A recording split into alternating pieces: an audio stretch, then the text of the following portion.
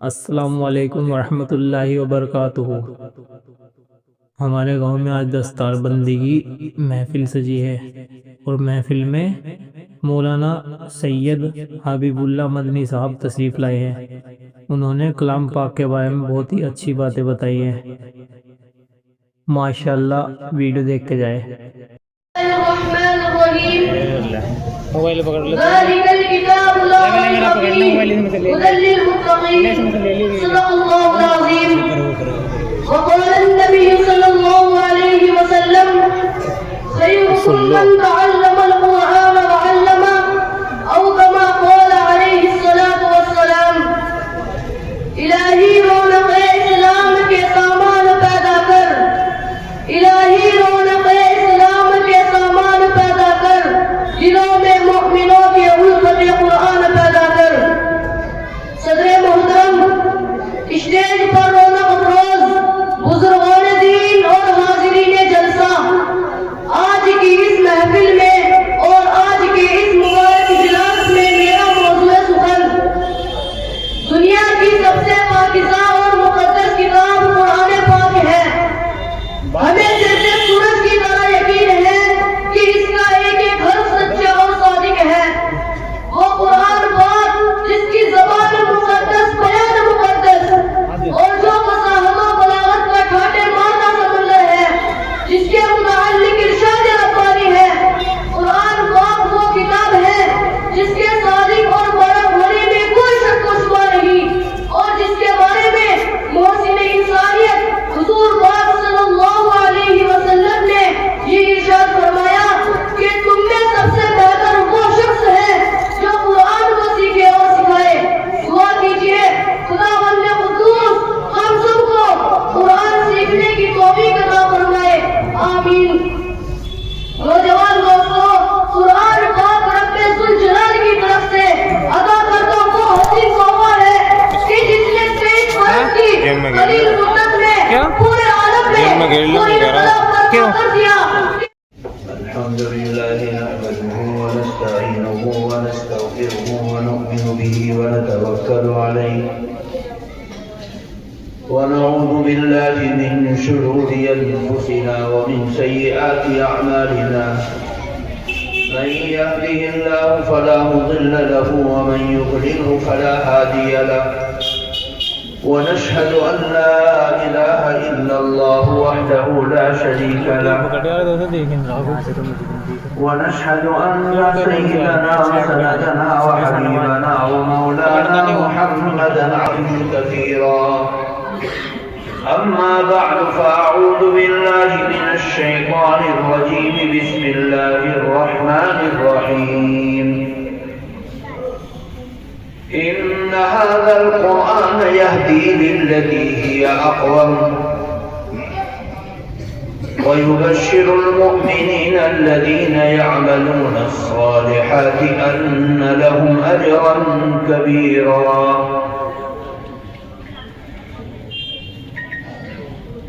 حضرات علماء اعظام اور اس گاؤں کے محلے کی اس مسجد میں چلنے والے مکتب کی مناسبت سے قرآن پاک کی نسبت پر جمع ہونے والے ہمارے نوجوان، بزرگ، بچے، بچیاں، پردہ نشین خواتین،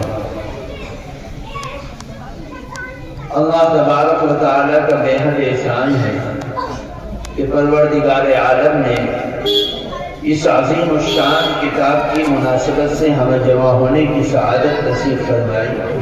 اللہ تعالیٰ اس جمع ہونے کو ہمارے لیے، ہماری نسلوں کے لیے آخرت میں عزت، کامیابی، کامرانی کا ذریعہ اور سبب بنائے۔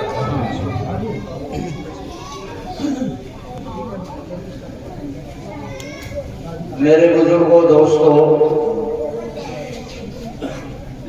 اس زمانے میں خاص طور سے کوئی آدمی فرصت میں نہیں ہوتا، کوئی نہ کوئی کام ہر آدمی کو گھیرا رہتا ہے۔ کچھ کام موقع کی مناسبت سے ہوتے ہیں اور کچھ کام انسان زائد اپنے سر پر رکھتا ہے جس میں وہ مصروف رہتا ہے۔ اب ایسے وقت میں اللہ تعالیٰ کی توفیق اور اس کی سعادت سے ہم یہاں جمع ہوئے ہیں تو کچھ لے کر جائیں۔ اس لیے میں اپنے بزرگوں سے، خاص طور سے نوجوانوں سے، جن کی زندگی کا امید کے طور پر بہت بڑا حصہ اس دنیا میں باقی ہے اور ان کو آخرت کے مراتب کو کمانے اور پانے کا بہت کچھ موقع ہے، کہ وہ اس پروگرام کی ایک ایک کڑی کو بڑی محبت کے ساتھ، عقیدت کے ساتھ، احترام کے ساتھ سنیں اور سمجھنے کی کوشش کریں تاکہ وہ ہمارے لیے قابل نفع ہو۔ میرے بزرگوں، دوستو، اللہ تعالیٰ نے دنیا کے اندر انسانوں کی ہدایت کے لیے انبیاء کا انتخاب کیا۔ انبیاء اس دنیا میں آئے اور انہوں نے آنے کے بعد انسانوں کی ہدایت کے لیے محنت کی۔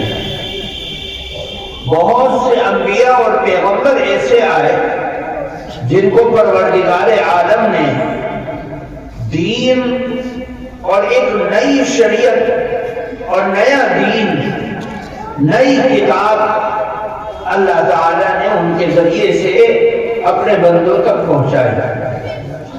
آپ اس کے اندر ایک بہت بڑی کتاب توریت کا نام سنتے ہیں، زبور کا نام سنتے ہیں اور انجیل کا نام سنتے ہیں۔ یہ بڑی بڑی کتابیں جو آقائے نامدار سرکار دو عالم جناب محمد رسول اللہ صلی اللہ علیہ وسلم سے پہلے اس دنیا میں انبیاء کے واسطے سے آئے۔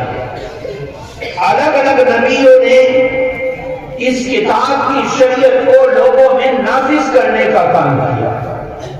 دراصل اللہ تعالیٰ کی ذات، کوئی انسان ان ظاہری آنکھوں سے اللہ تعالیٰ کو دیکھنے کی طاقت نہیں رکھتا۔ دنیا میں کوئی انسان آدم علیہ السلام سے لے کر قیامت کی صبح تک کوئی انسان یہ طاقت نہیں رکھتا کہ اللہ تعالیٰ سے کلام کرے۔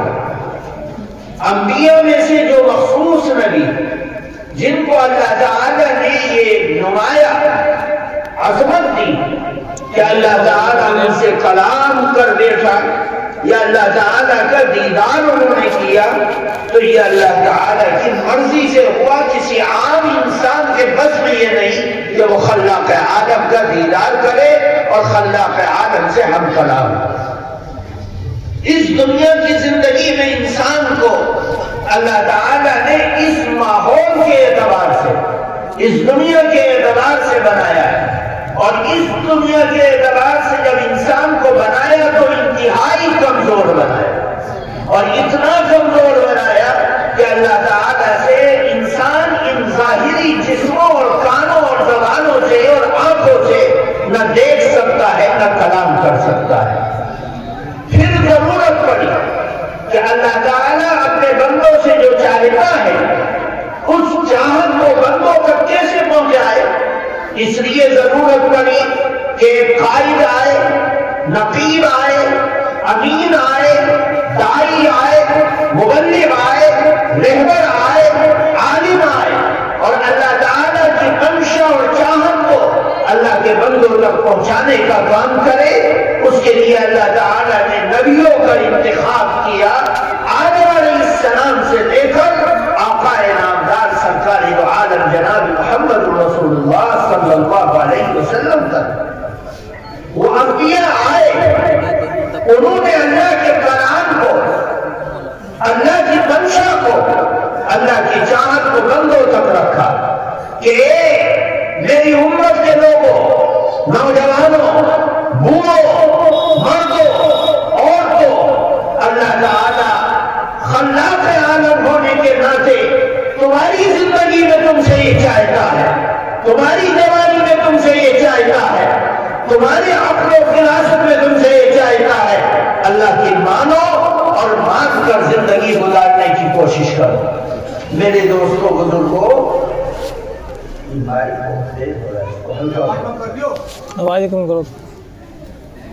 چنانچہ اللہ تعالیٰ کے حکم سے انبیاء کی جماعت آئی، بڑی بڑی کتابوں کا نام میں نے دیا۔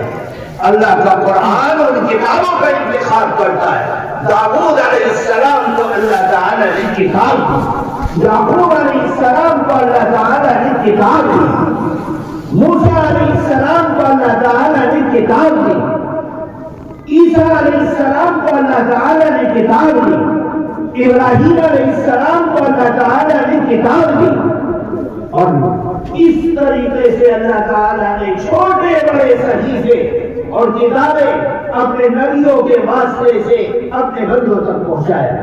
جب آقائے نامدار سرکار دو عالم جناب محمد رسول اللہ صلی اللہ علیہ وسلم آئے، اب چونکہ تمام نبی یہاں سے پہلے آئے، ایک وقت مقررہ تک اللہ تعالیٰ نے ان کی شریعت کو رکھا، اور جب وقت پورا ہو گیا ان کی شریعت کو منسوخ کر دیا۔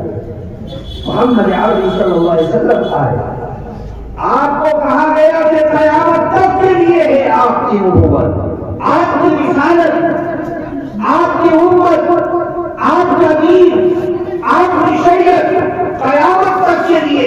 اگر کوئی ہدایت کو تلاش کرنا چاہتا ہے تو موسیٰ کے دین میں نہیں ملے گی، عیسیٰ کے دین میں نہیں ملے گی، یعقوب کے دین میں نہیں ملے گی، اور داؤد کے دین میں نہیں ملے گی۔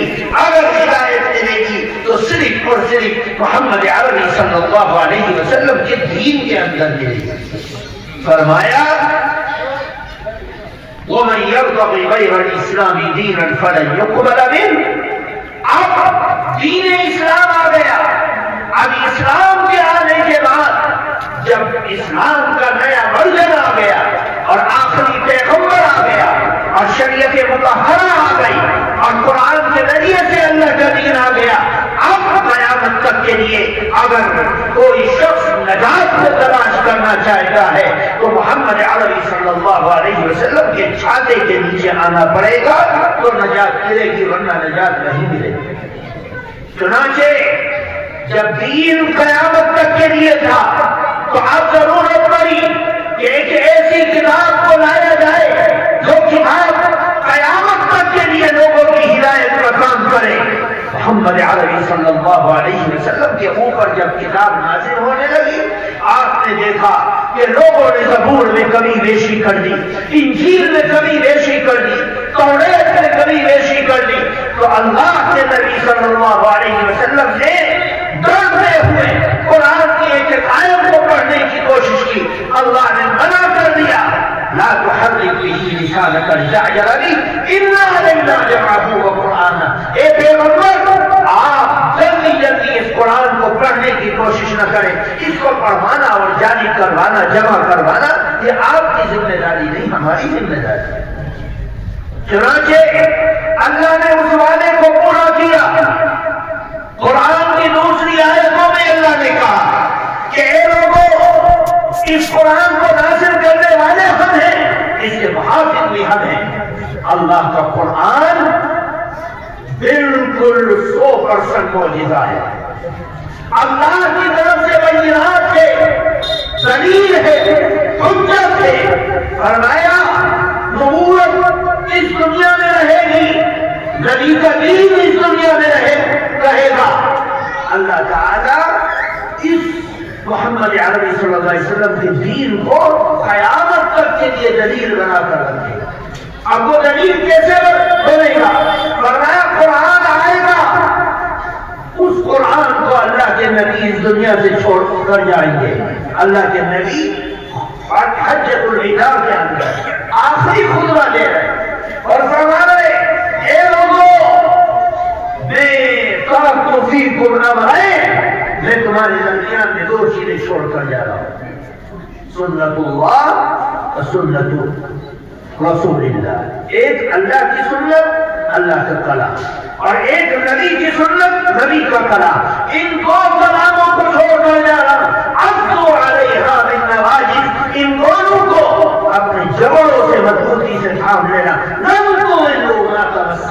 فیہما، تم ہرگز بھی گمراہ نہیں ہو سکتے جب تک کہ ان دونوں چیزوں کو اپنے جبڑوں سے مضبوطی سے تھام کر رکھو۔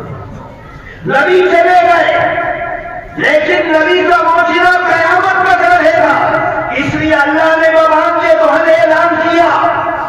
لوگ کہتے تھے مشرکین مکہ یہ جو محمد کلام پیش کر رہا ہے یہ محمد کا کلام نہیں، یہ تو کوئی غیبی طاقت اور جنات اور شیاطین آتے ہیں اور محمد کو رٹوا دیتے ہیں۔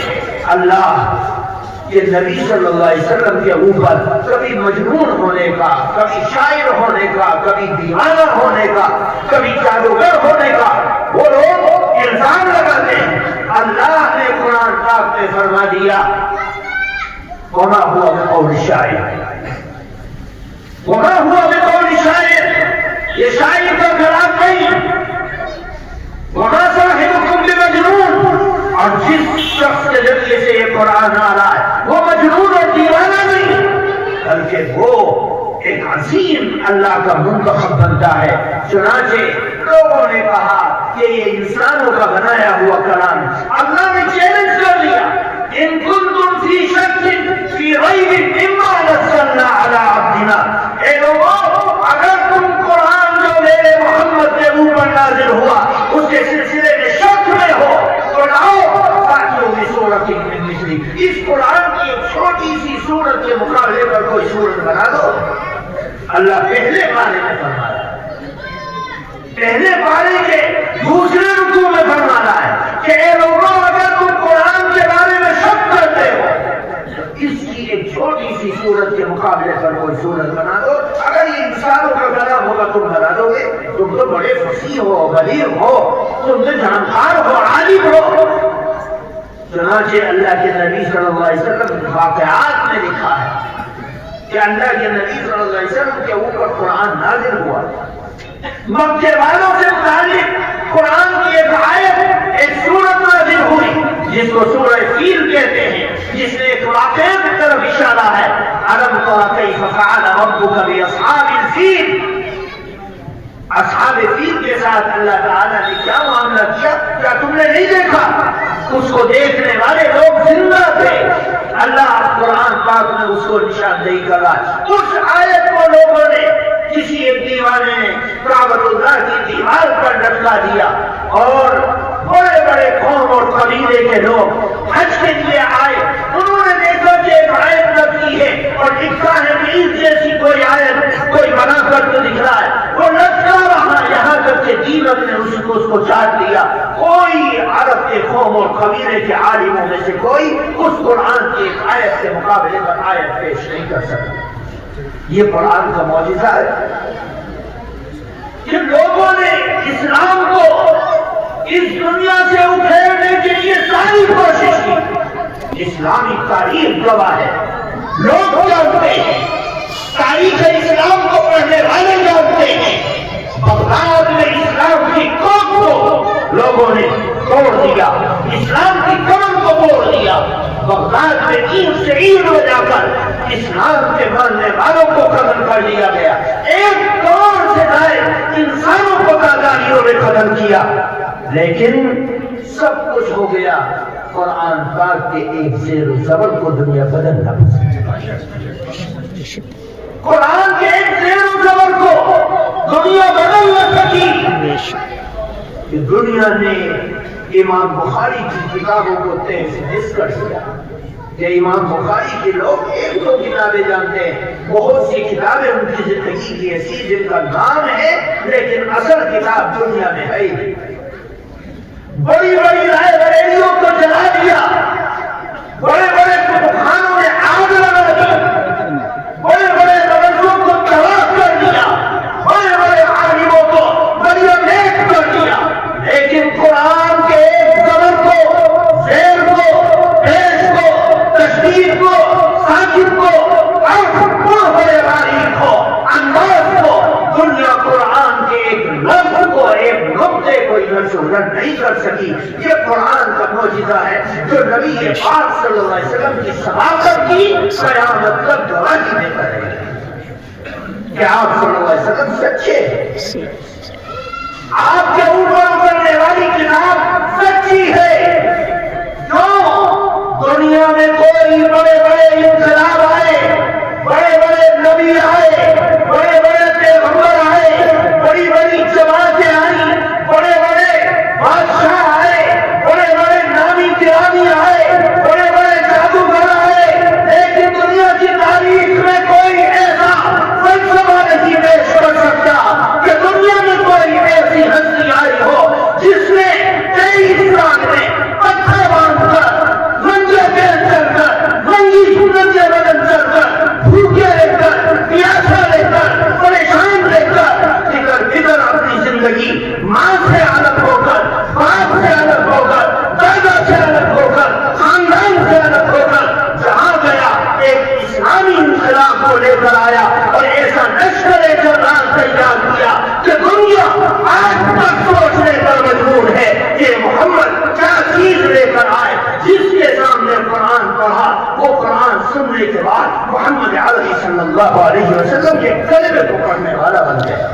یہ محمد کا انقلاب, یہ قرآن کی وہ عظمت تھی جس کو قرآن نے خود کہا ان ھذا القرآن یہدی للتی ہی اقوم.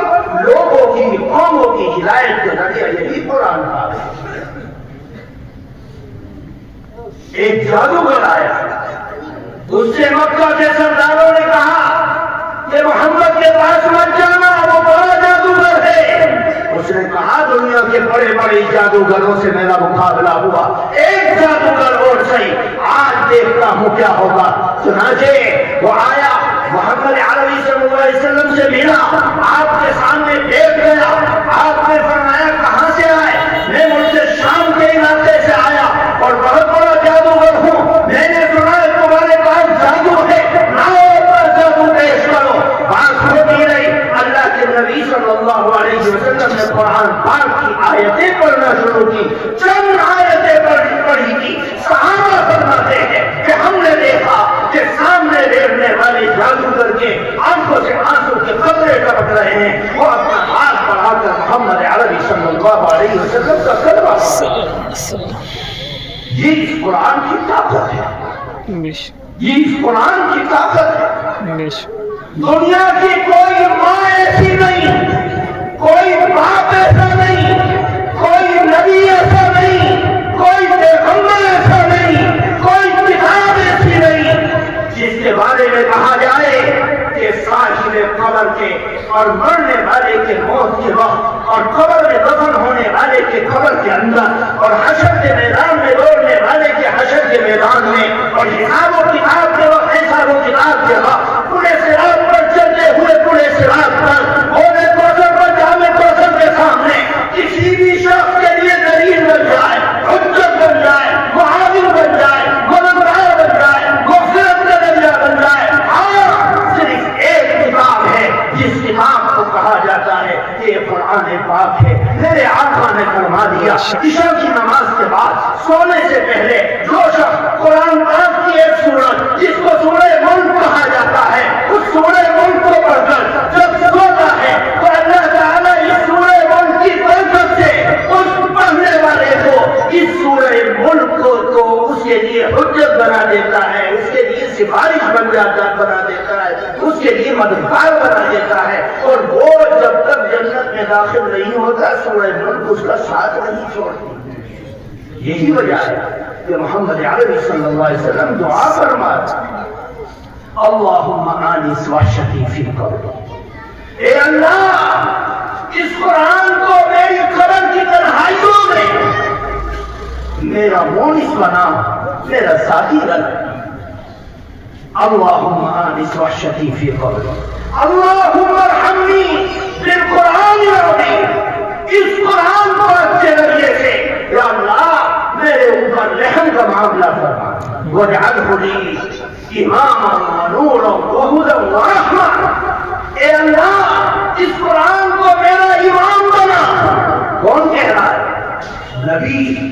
کون سا نبی؟ جو سارے نبیوں کا سردار.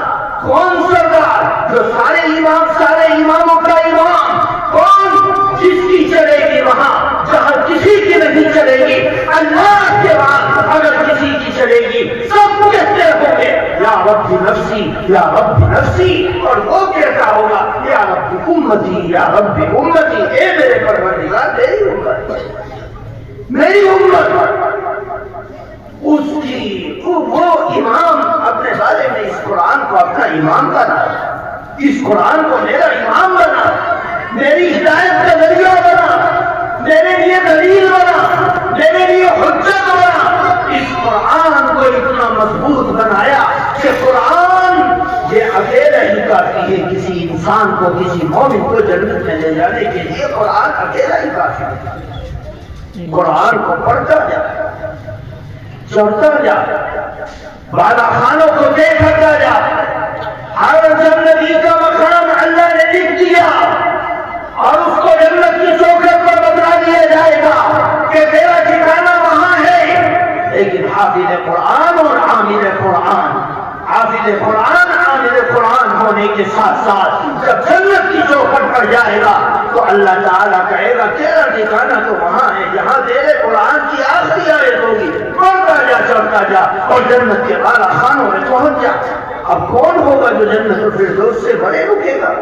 کوئی نہیں رکے گا۔ جو جنت کی طرف رکھتا ہے وہ جنت الفردوس میں جائے گا۔ میرے آقا نے فرمایا جنت نہیں، اگر مانگو تو اللہ سے جنت الفردوس مانگو، جنت الفردوس مانگو۔ میرے دوستوں بزرگوں، قرآن سے مضبوط چیز اس کائنات کے اندر کوئی نہیں ہے۔ نبی ہماری آنکھوں سے اوجھل، ہم نے ابو بکر کو نہیں دیکھا، عمر کو نہیں دیکھا، صحابہ کو نہیں دیکھا، اولیاء اور ابدال کو نہیں دیکھا۔ ہمارے پاس، ہمارے گھر کے اندر، ہمارے سینوں میں، ہماری زبانوں میں، ہمارے کانوں میں، ہماری آنکھوں کے سامنے، مسجدوں کے منبروں میں، ساتھ میں اگر کوئی چیز ہماری نجات کا ذریعہ ہے تو یاد رکھو یہ صرف قرآن پاک ہے۔ اس کو کالا بھی، گھوڑا بھی، امیر بھی، غریب بھی، غلام بھی، آقا بھی، صحت مند بھی، بیمار بھی، بڑا بھی، چھوٹا بھی، مرد بھی، عورت بھی، اپر کلاس بھی، لوور کلاس بھی، جو بھی چاہے اس قرآن کو اپنی زندگی کا ذریعہ سمجھ لے اور آخرت کے بنانے کا ذریعہ سمجھ لے، کامیاب ہو جائے گا۔ اس کی کامیابی کے بڑے کوئی اس کو روک نہیں سکتا۔ میرے دوستو، آسان سودا اللہ نے بتلایا۔ تاریخ میں ایک واقعہ لکھا، ایک شخص ہے، یہودیوں کا عالم ہے، عربی زبان بہت جانتا ہے۔ لوگوں نے، یہودیوں نے اکٹھا ہو کر یہ فیصلہ کیا کہ قرآن کا ایک چیلنج ہے جو اللہ نے دے رکھا ہے، قُلْ لَئِنِ اجْتَمَعَتِ الْإِنسُ وَالْجِنُّ عَلَىٰ أَن يَأْتُوا بِمِثْلِ هَٰذَا الْقُرْآنِ لَا يَأْتُونَ بِمِثْلِهِ وَلَوْ كَانَ بَعْضُهُمْ لِبَعْضٍ ظَهِيرًا۔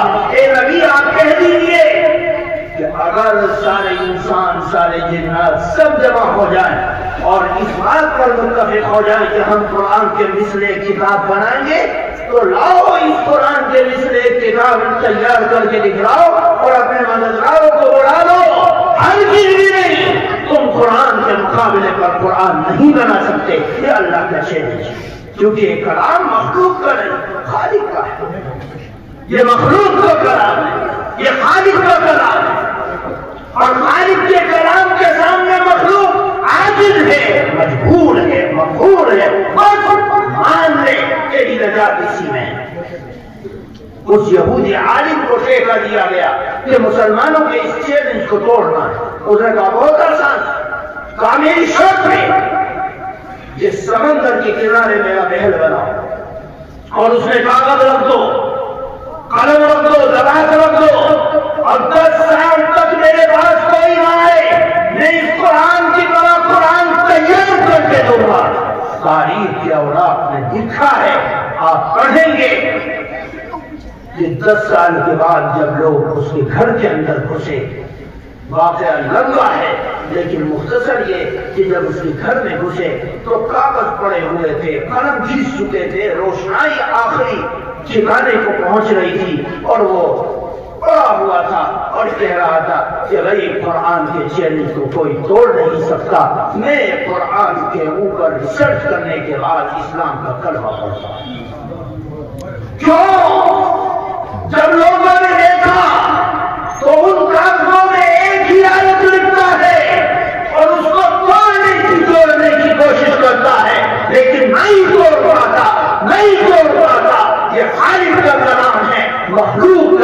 کوئی دخل نہیں، مخلوق کا کلام ہوتا کوئی بھی توڑ دیتا۔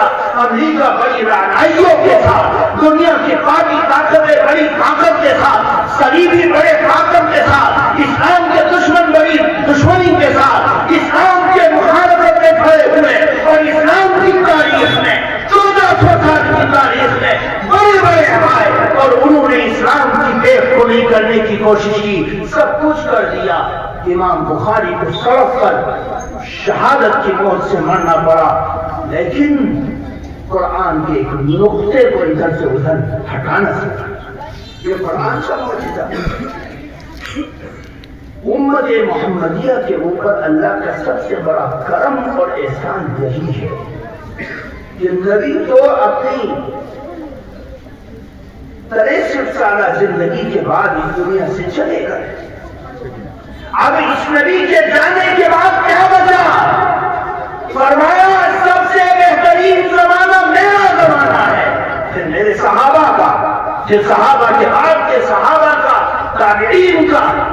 فرمایا پھر بہترین زمانہ جب تک رہے گا اس زمانے کے اندر جزوی یا کلی خیر اگر رہے گی جب تک قرآن باقی ہے۔ جب قرآن چلا جائے گا، اب سورج کو لگے گر جائے گا، قرآن تو رہے گا۔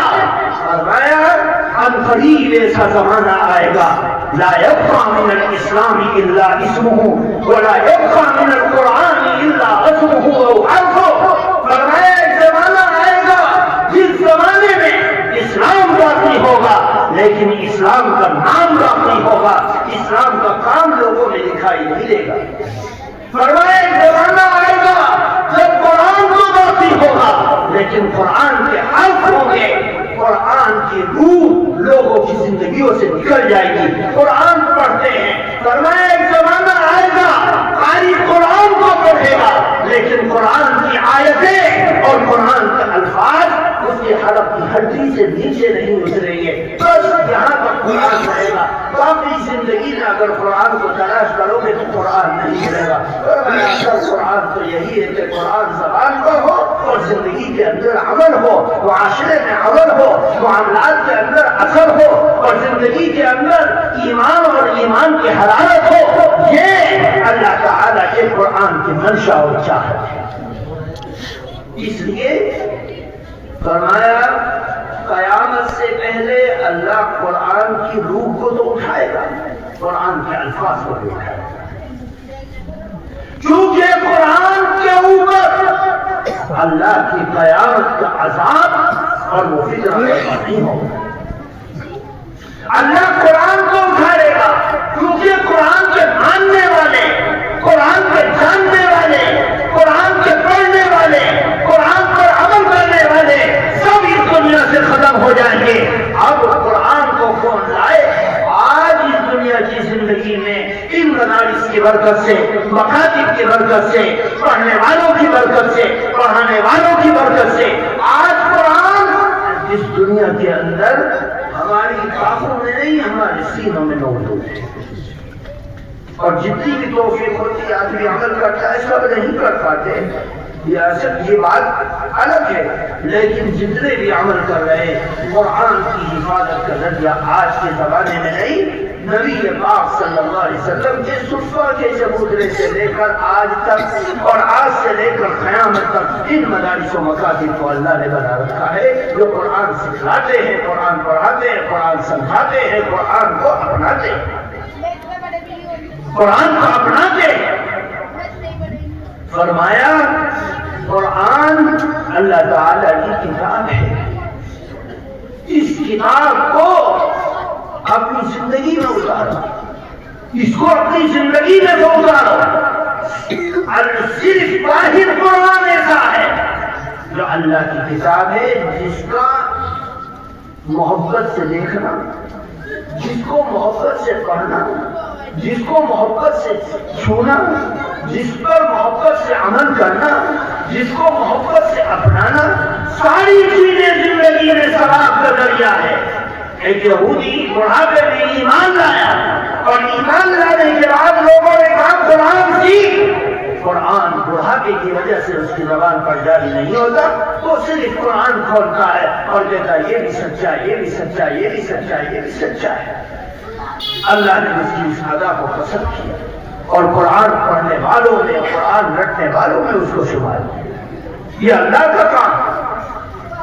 جن لوگوں نے بڑھاپے کی زندگی کو پایا اور قرآن کو پڑھنا نہیں جانتے، وہ قرآن کو سیکھیں۔ اگر نہیں سیکھ سکتے تو قرآن کو محبت سے اپنی نگاہوں کے سامنے رکھتے رہیں، ایک ایک آیت کو دیکھتے رہیں، ایک ایک آیت کو دیکھتے رہیں، کیونکہ قرآن کو محبت سے دیکھنا اور چھونا یہ بھی قرآن پڑھنے والے کے قائم کی طرح ہے۔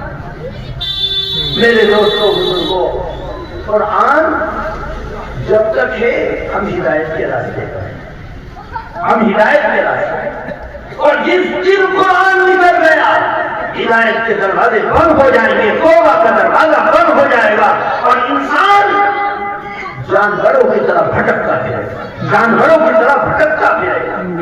میرے دوستوں بزرگوں، دیکھو قرآن اللہ تعالیٰ کی کتاب ہے۔ آج تک اس قرآن میں کوئی تبدیلی نہیں کر سکا، یہ تو کنفرم ہے۔ انگریز کا زمانہ تھا، پانی پت کے اندر قرآن کی ترجمہیں بہت تھی، پانی پت کا لہجہ اور قرآن کو بڑا مشہور ہے، مدرسے والے جانتے ہیں۔ اس سن 1857 میں تمام علماء کو پھانسی کے پھندوں پر لٹکانے کے لیے کوشش کی۔ مولانا قاسم نانوتوی، مولانا رشید احمد گنگوہی، مولانا حاجی نادراللہ مہاجر مکی، ان لوگوں کے خلاف گرفتاری کے وارنٹ آئے، ان کو گرفتار کرنے کے لیے کوشش کی گئی۔ حاجی نادراللہ مہاجر مکی رحمۃ اللہ علیہ ہجرت کرتے مکے میں چلے گئے۔ مولانا قاسم نانوتوی، مولانا رشید احمد گنگوہی کے پیچھے پولیس ملتی تھی۔ اس زمانے میں انگریز کی فوج مل رہی ہے۔ آج ان مدرسوں کی قربانیوں کو کوئی جانتا ہے؟ ان مدرسوں کے پیشواؤں نے ان مدرسوں کی چڑھائیوں پر بیٹھ کر اس ملک کی آزادی کے گیسوں کو سنبھالا ہے، نہیں جانتے۔ آج ہر دن ان مدرسوں کے پیچھے پڑے رہتے ہیں، جانچ کرتے ہیں، پڑتال کرتے ہیں، پوچھتے ہیں، نکال دیتے ہیں، سب کچھ کرتے ہیں نئے شوق سے۔ جو تم کر سکتے ہو کر لو، لیکن جو وفاداری کرنے والے تھے وفاداری کر کے چلے گئے۔ اس زمانے میں پانی پت کی مسجدوں سے، ممبروں سے، گھروں سے قرآن پاک کے نسخوں کو نکالا۔ قرآن پاک کا عالم کیا تھا اس زمانے میں؟ تاریخ کی کتابوں میں جب آپ پانی پت کی تاریخ کو پڑھیں گے تو قرآن پاک کے حافظ پانی پت کے اندر اس کثرت سے تھے کہ جب فجر کی نماز پڑھ کے مسجد سے لوگ محلے کے اندر جاتے تھے تو ہر گھر سے قرآن پاک کے پڑھنے کی آواز آتی تھی۔ اس زمانے میں کھلے ہوئے گھر ہوتے تھے، لوگ اندر جو کچھ بات کرتے تھے باہر آواز آتی تھی، قرآن پاک پڑھتے تھے اور خاص طور سے صحن میں بیٹھ کر لوگ قرآن پڑھتے تھے۔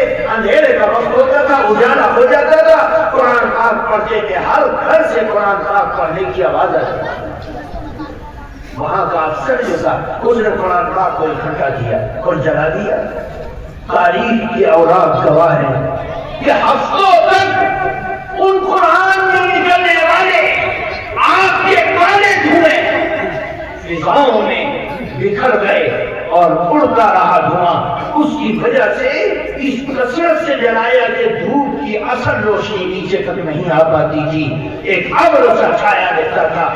اس عالم میں اس انگریز افسر کا ایک دوست تھا مسلمان، اس نے بلایا کہ آؤ، وہ دعوت کی اور محلے کے 2 معصوم بچے کسی مکتب سے، جیسے مسجد ہے اس مسجد سے بلایا اور ان بچوں کو سامنے بٹھا دیا اس افسر کے سامنے، کہا کہ دیکھو جی یہ کیا پڑھ رہا ہے۔ چنانچہ ایک بچے کو کہا، اشارہ کیا، اس بچے نے قرآن پاک کو پڑھنا شروع کیا، ایک سورت پڑھی، ایک پارہ پڑھا، ایک منزل پڑھی، اور وہ انگریز سمجھ لیتا ہے کہ یہ پڑھ رہا ہے، اور اگر کہیں غلطی کرتا ہے دوسرا بچہ اس کو ٹوک کر بتلا دیتا ہے، کیا ماجرا ہے؟ کہا جس قرآن کو تم چلا رہے ہو، اس قرآن کو ہم نے اپنے قوم کے بچوں کے سینوں پر لکھ دیا ہے، تم مر سکتے ہو، تم ان کتابوں کو چلا سکتے ہو، تم ان کتابوں کو ختم کر سکتے ہو، لیکن ہماری قوم کے بچوں اور بچیوں کے سینوں سے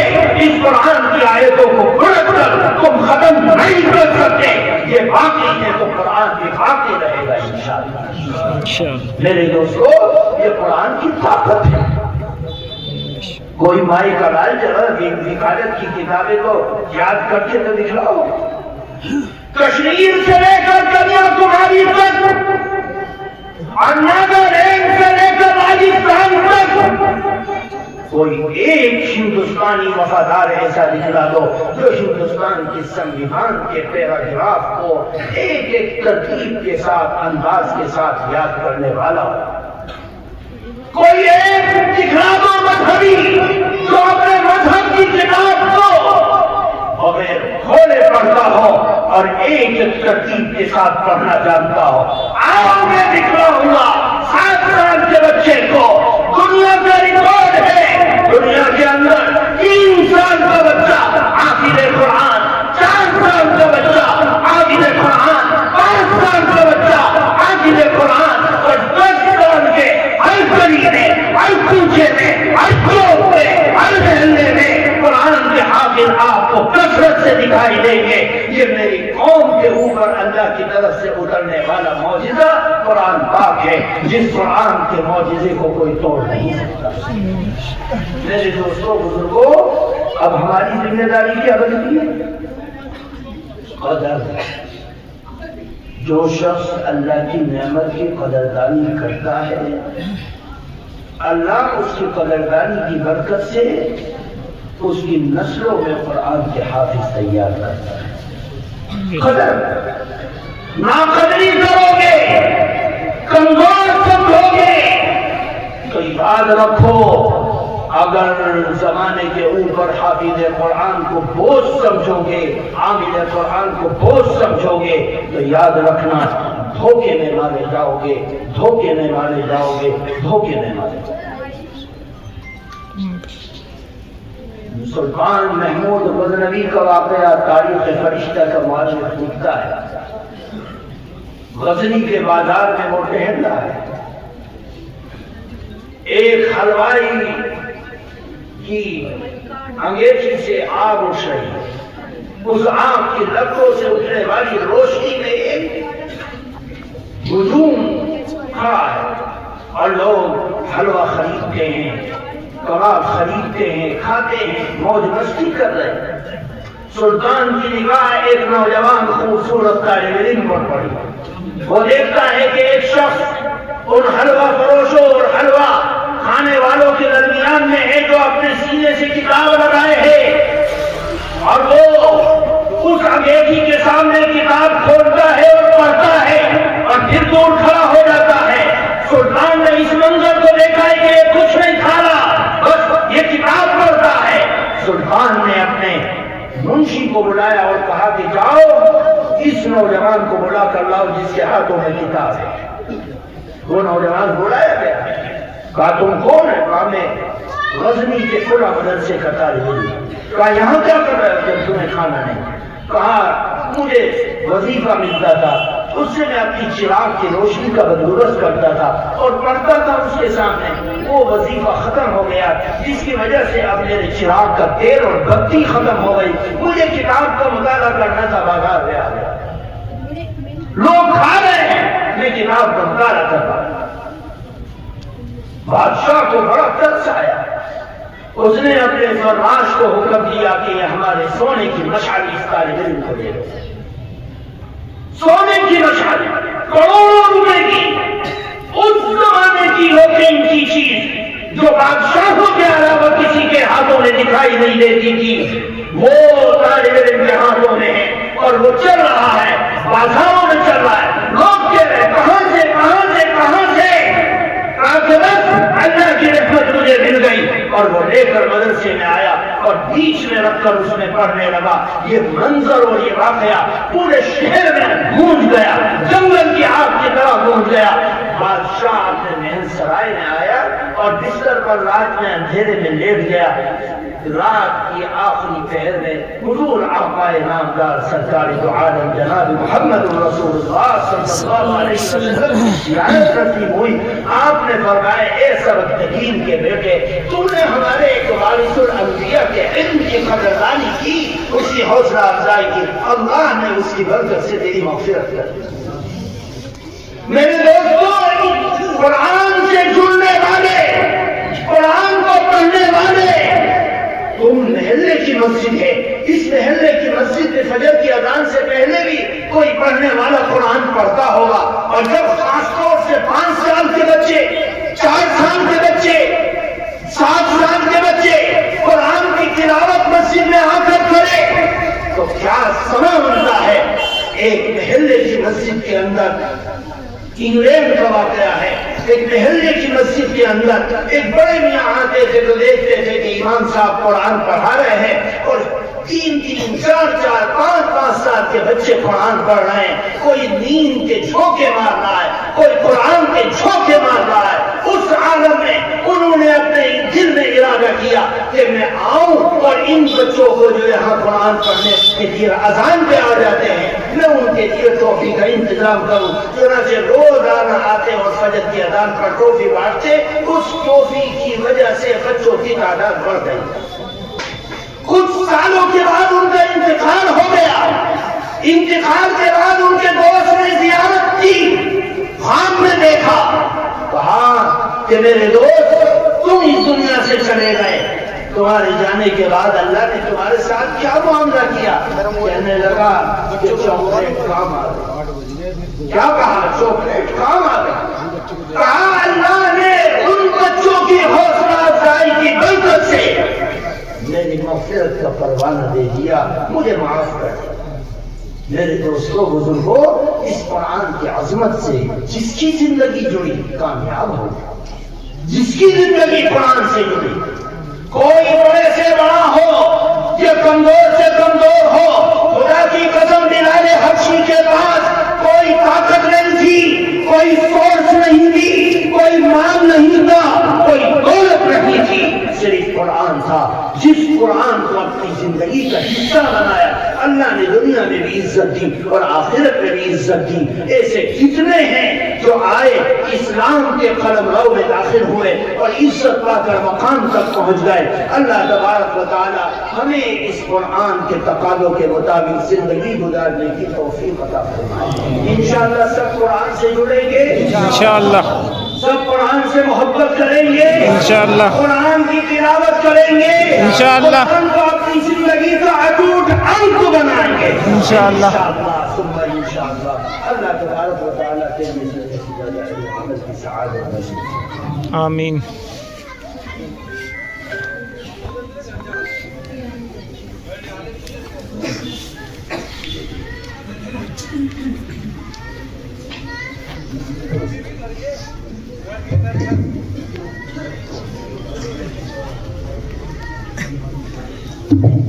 قرآن پاک کون سی آیت ہے؟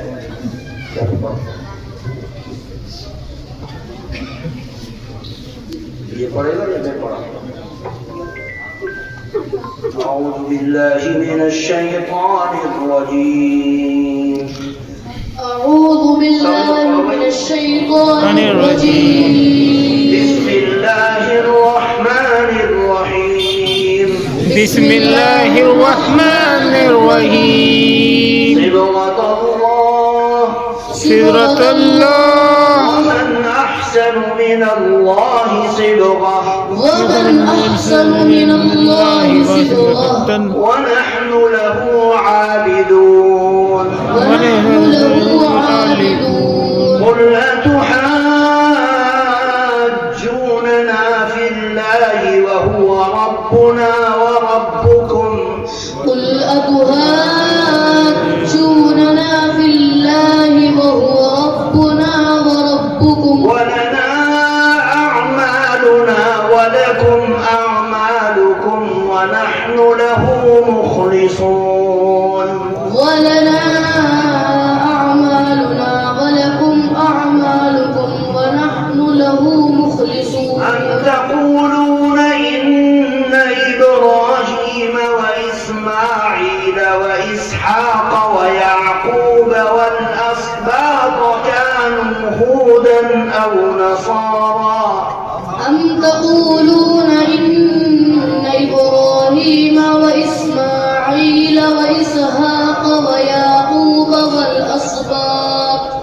والأسباط كانوا هودا أو نصارى قل أأنتم أعلم أم الله قل أأنتم أعلم أم الله ومن أظلم ممن كتم شهادة عنده من الله ومن أظلم ممن كتم شهادة عنده من الله وما الله بغافل عما تعملون وما الله بغافل عما تعملون تلك أمة قد خلت لها ما كسبت ولكم ما كسبتم تلك أمة قد خلت لها ما كسبت ولكم ما كسبتم ولا تسألون عما كانوا يعملون ولا تسألون عما كانوا يعملون بسم الله الرحمن الرحيم قل أعوذ برب الناس ملك الناس إله الناس بسم الله الرحمن الرحيم قل أعوذ برب الناس ملك الناس إله الناس من شر الوسواس الخناس الذي يوسوس في صدور الناس من شر الوسواس الخناس الذي يوسوس في صدور من الناس الجنة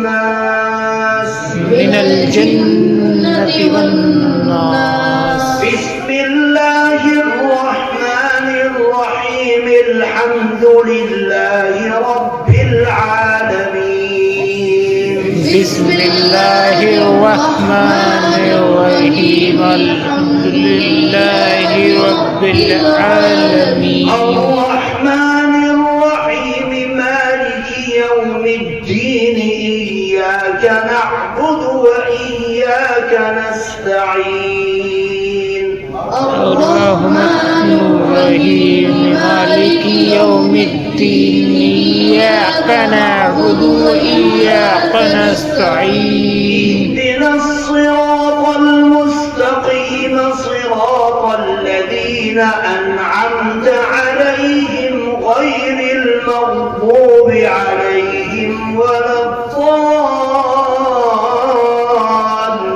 الضالين اهدنا الصراط المستقيم صراط الذين أنعمت عليهم المغضوب عليهم ولا الضالين بسم آمين الله الرحمن الرحيم ألف لام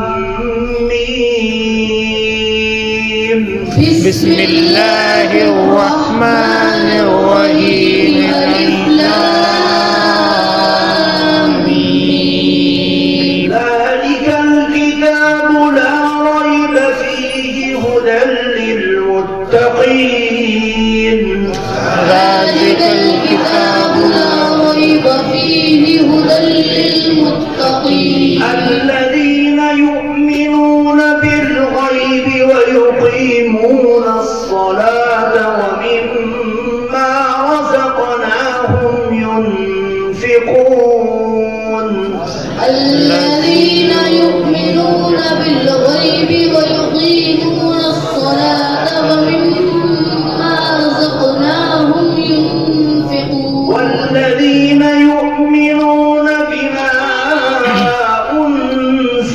إليك وما أنزل من قبلك وبالآخرة هم يوقنون والذين يؤمنون بما أنزل إليك وما أنزل من قبلك وبالآخرة هم يوقنون أولئك على هدى من ربهم وأولئك هم المفلحون أولئك على هدى من ربهم وأولئك هم المفلحون. صدق الله العظيم.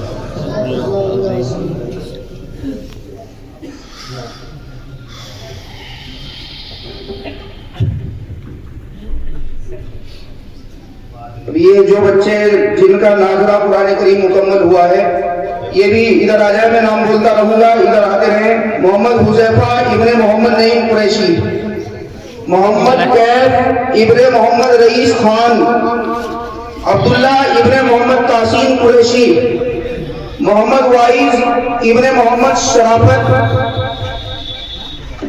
محمد وائز ابن راؤ محمد شرافت، محمد عاطف ابن حاجی محمد فیضان، محمد اسعد ابن محمد ذیشان قریشی، محمد شادان ابن محمد برہان قریشی، محمد عزیر ابن محمد شمشیر قریشی. یہ بچے وہ ہیں کہ جنہوں نے الحمدللہ عید کے بعد سے لے کر اب تک ناظرہ قرآن کریم مکمل کیا ہے، اور ایک بچہ یہ الحمدللہ جو ہے آپ کی مسجد میں حافظ قرآن ہوا ہے.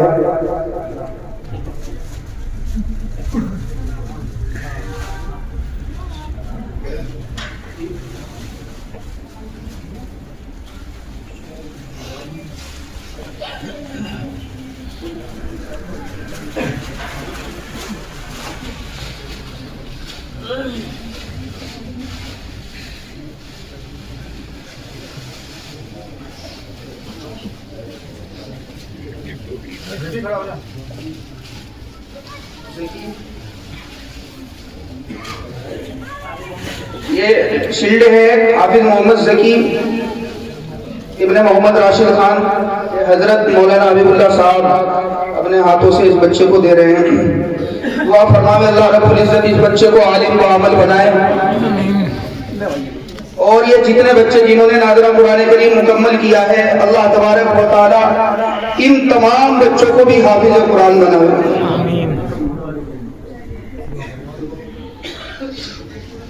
حضرات سامعین کرام، میں حافظ قرآن عزیز محمد ذکی، ان کے والد گرامی اور تمام اہل خانہ کو مبارکباد پیش کرتا ہوں. جن طلباء نے ناظرہ قرآن کریم کی تکمیل کی ہے ان کو بھی مبارکباد پیش کرتا ہوں. اور دعا کے لیے قطب عالم ولی کامل عارف باللہ حضرت حافظ عبدالستار صاحب نانکوی رحمۃ اللہ علیہ کے نبیرہ حضرت اقدس الحاج فضل الرحمن صاحب دامت برکاتہ العالیہ سے ادباً گزارش کرتا ہوں حضرت تشریف لائیں اور ہماری اس روحانی مجلس کا اختتام اپنی پرخلوص دعاؤں پر فرمائیں.